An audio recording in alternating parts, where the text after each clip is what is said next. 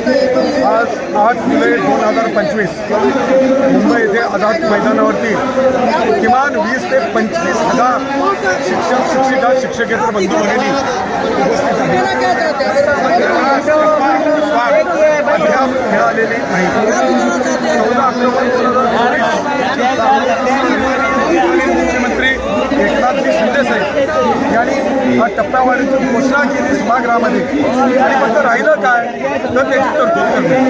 त्यानंतर वित्तीय अधिवेशन झालं, त्याची तरतूद होणं गरजेचं होतं. परत दुसरं अधिवेशन झालं, परत आता हे पावसाळा अधिवेशन सुरू आहे आणि अद्याप यांनी टप्पा वाढ जाहीर केलेला नाही. हा अत्यंत अन्यायकारक शासनाचा निर्णय. कोणत्याही परिस्थितीत जी 100% पगार घेतात त्यांच्यावरच काम करतात किंवा त्यापेक्षा जास्त या लोकांनी 10 वर्ष विना वेतन काम केलेलं आहे. आज त्यातील बरेच लोक रिटायर झाले, काही शिक्षक मयत झाले. 20% 40% पगारावरती तरी त्यांचं कसं जेवण त्यांचा जीवनमान त्यांचं पूर्ण होणार.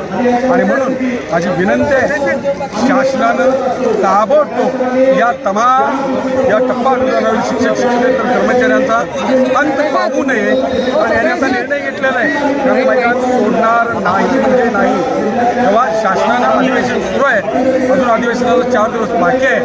तेव्हा कोणत्याही परिस्थितीत शासनानं निर्णय घ्यावा आणि यांचा टप्पावाढीचा निर्णय ताबडतोब जाहीर करावा. तात्काळ मग हे मैदान सोडून जायला तयार. धन्यवाद.